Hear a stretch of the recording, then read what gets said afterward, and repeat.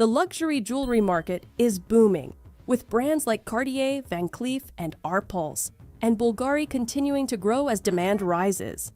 That makes the brands on this list particularly interesting, not because they're struggling in a weak market, but because they're losing relevance in one of luxury's strongest categories. And no brand illustrates that decline better than the first name on this list. Let's start with the most recognizable name on this list, and the one whose fall from grace reveals the most about how quickly mass-market jewelry can implode. At its peak, the Pandora charm bracelet was a cultural phenomenon. In the mid-2000s, it was the gift, the birthday present, the graduation present, the Mother's Day present that women across every income bracket wanted. Each charm told a story. The whole system was clever, a product that practically sold its own refills. But Pandora made one catastrophic mistake. It became too available. Today, Pandora is so ubiquitous that the charm bracelet concept has lost every trace of the exclusivity that made it desirable. This is oversaturation in its most clinical form, when a product is so accessible, so everywhere, that it no longer signals anything beyond the obvious. The Pandora bracelet isn't a status item anymore, it's just jewelry. At the start of 2026, Pandora formally warned investors that U.S. holiday sales had disappointed and cut its growth forecast from 7 to 8% down to 6%. The stock fell 10% on that announcement alone. Silver, Pandora's core material, surged more than 160% year-on-year in price. The brand's response? Quietly transitioning some collections from sterling silver to platinum plating. Existing buyers are confused and new buyers are skeptical. Lower-income consumers are cutting spending. Higher-income consumers are bypassing it for real fine jewelry. The brand is caught between two audiences and losing both. If Pandora's decline is slow and structural, the next brand story is far more abrupt and far more complete. Alex and Ani went from over 100 stores to fewer than 6. That sentence should take a moment to absorb. In the early 2000s, the expandable bangles, wire-wrapped, American-made, carrying messages of positive energy and spiritual meaning, built a loyal following at extraordinary speed. The brand opened stores, expanded into department stores, and positioned itself as the feel-good jewelry brand of its generation. And then it collapsed. The causes were multiple and overlapping. Expansion that outpaced any reasonable business case. A mass exodus of senior leadership within a few years, all gone. And a string of lawsuits that exposed internal dysfunction. The brand filed for bankruptcy in 2021. What remains in 2026 is a ghost of what once existed. Manufacturing has been fully outsourced to China, the direct opposite of the American-made identity the brand was built on. The positive energy bangles that felt like a movement in 2012 feel like a relic in 2026. There is no meaningful recovery in sight. This is what happens when a brand tries to scale faster than its identity can sustain. The next story requires a distinction, because the brand involved is thriving in one half of its business and being systematically dismantled in the other. Tiffany Company's high jewelry division has quadrupled in revenue in 4 years under LVMH. That part is working. The issue is the Tiffany that most American women actually know. The sterling silver return to Tiffany bracelet, the heart tag charm, the $200 pieces that generations of women received in that iconic blue box. LVMH is deliberately walking away from all of it. LVMH's own CFO, Jean-Jacques Guillonnet, acknowledged in 2025 that there is pressure at Tiffany, citing a general slowdown in aspirational spending and, notably, a collapse in bridal sales. The strategy is explicit: phase out silver, scale up gold, and high jewelry. In October 2025, Tiffany raised prices by an average of 9%. The full heart bracelet in sterling silver climbed 10% to $440. Sterling silver sales have fallen more than a third. What LVMH has effectively done is fire Tiffany's core customer base. The blue box is being repositioned out of reach, and that is precisely the plan. The next brand's problem isn't a price increase or a bankruptcy. It's something quieter and, in some ways, more irreversible. Nobody is talking about it anymore. David Yurman is a study in brand calcification. Among U.S. jewelry buyers, 31% recognize the name, but only 10% say they actually like it, and only 6% report owning a piece. Awareness exists, but desire does not. In a 3-month window in 2024, just 7% of the target audience had encountered David Yurman in media or on social platforms. For a brand that once appeared on the wrist of every aspirational New York woman, that is an almost total withdrawal from the cultural conversation. The cable motif, Yurman's signature twisted silver wire design, is the specific problem. For women over 45, it carries genuine sentimental weight. For Gen Z and millennials, it reads exactly like what it is, something from their mother's generation.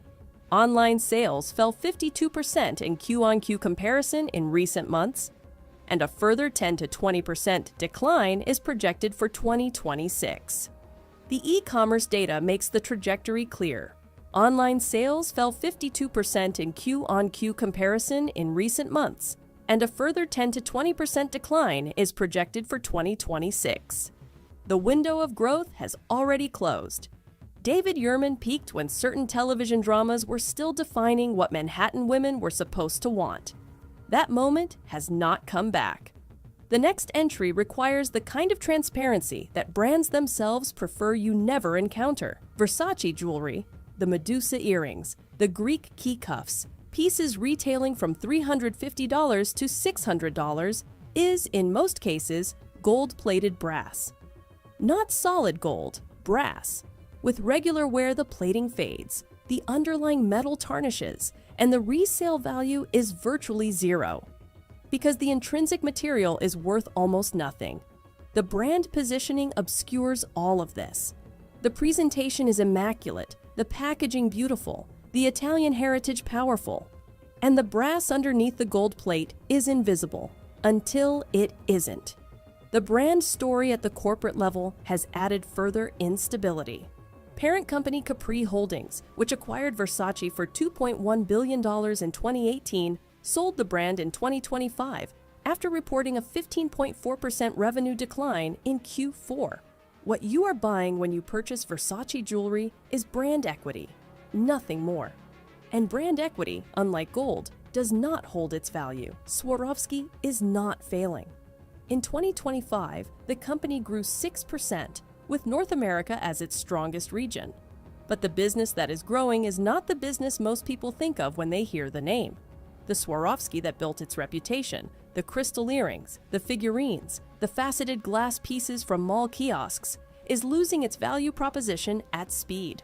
Because crystal is glass, and glass is available everywhere. Zara sells it, H&M sells it, Temu sells it for 1/10 the price, and the visual difference is, to most buyers, invisible. Swarovski's leadership understands this. The company cut 400 jobs at its Austrian headquarters in late 2025. CEO Alexis Nassard confirmed that growth is coming from lab-grown diamonds and mid-tier fine jewelry, not from the crystal line that made the brand famous. Is Swarovski the crystal company? The lab diamond company? The Ariana Grande collaboration company? That is not a position. That is a crisis of coherence. Charm bracelets as a category are over. The format that defined a decade of jewelry gifting, collect a charm for every occasion, every birthday, every vacation, has not survived contact with a generation that has different ideas about what jewelry should mean. Camellia and troll beads were the brands that rode Pandora's wave into the market. They built entire businesses on the premise that women would continue to want interchangeable silver charms on branded bracelets indefinitely. They built wrong. Camellia was acquired by Swarovski and quietly wound down. Troll beads has retreated significantly from the U.S. market. Neither brand has found a way to make the charm bracelet concept feel relevant to the buyers who are now the industry's primary market. Gen Z has made the preference clear. One well-made gold chain, worn consistently, communicates more than a bracelet covered in accumulated silver charms ever could. The logic of the charm system, buy something new for every occasion, has given way to a preference for permanence, simplicity, and material honesty. If Pandora is struggling with this shift, the brands that built their entire identity as Pandora alternatives have nothing left to stand on. The next brand's problem is not primarily about jewelry quality. It is about what happens when the personality that animated a brand disappears, and what remains when it does. Dolce & Gabbana jewelry is a brand equity purchase.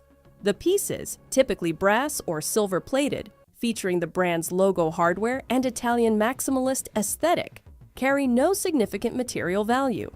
What they carry is the association with a specific vision of Italian luxury. Operatic, theatrical, sensual, unapologetically excessive. That vision was inseparable from the two men whose names are on the label. In 2026, Stefano Gabbana stepped down as chairman. The financial picture adds irony. D&G reported 4% revenue growth in fiscal year 2025, reaching $2.2 billion, but profitability deteriorated sharply in the same period. Revenue growing while losses increase is not strength. It is a sign that the cost of maintaining relevance is exceeding the returns. Dolce & Gabbana jewelry without the myth of Dolce & Gabbana is gold-plated brass with a logo. The logo needs the myth, and the myth is fraying. Chopard deserves a distinction before the criticism. At the level of haute joaillerie, the pieces shown at Watches and Wonders, the red carpet commissions, the extraordinary gemstone work, Chopard is genuinely exceptional. Nobody reasonable is arguing otherwise. The problem lives in the entry-level tier. The Happy Diamonds collection, the Happy Hearts line, the pieces American women know as the Chopard with the moving diamonds, floating loose diamonds sealed inside the watch or pendant, which is genuinely charming as a concept. The issue is positioning. A Happy Hearts necklace runs between $2,000 and $4,000. At that price point, a buyer can also purchase a Cartier Love bracelet, a piece with established resale value, global cultural recognition, and a secondary market that actually functions. The Chopard piece, at similar money, has none of those things. In the US market specifically, Chopard has never succeeded in establishing a jewelry identity independent of its watch business. The American consumer knows the Chopard name primarily through timepieces. The jewelry division has operated in that shadow, without the standalone brand power that Cartier, Van Cleef, or Bulgari have built over generations. When a purchase at this price level requires explanation, Chopard makes jewelry too, not just watches. The brand has already lost something important. The last brand on this list has, by most conventional metrics, been succeeding, which is exactly what makes the conversation worth having. Kendra Scott grew 30% between 2023 and 2024. It sells through Nordstrom, through Target collaborations, through every college campus gift shop in the American South. By any growth metric, the brand is performing. But Kendra Scott occupies an increasingly uncomfortable position. Its pieces, brass with gold or silver plating set with synthetic stones, are priced like fine jewelry and sold in environments associated with fine jewelry. The $150 price point at Nordstrom implies a material story the actual materials do not support. Gold plating fades. When it does, what remains is base metal with a synthetic stone. There is no intrinsic value retained, and the secondary market for Kendra Scott is essentially non-existent. None of this is hidden. The brand does not claim to sell fine jewelry, but the retail environment, the pricing, and the aspirational marketing create an impression the materials do not justify. And as younger consumers become more sophisticated about what they are and are not buying, that gap becomes harder to sustain. The brand is also encountering the same oversaturation problem that has damaged every other name on this list. When a jewelry brand is in every mall, every Target, every graduation table, the sense of occasion that justified the price disappears. Online sales are forecast to fall 10 to 20% in 2026. The trajectory of 2023 and 2024 is not coming back. Ubiquity and desirability move in opposite directions. Kendra Scott has chosen ubiquity. The consequences are arriving on schedule. Which of these surprised you most? And if you've quietly stepped away from any of these brands, I'd want to know why. Leave it in the comments.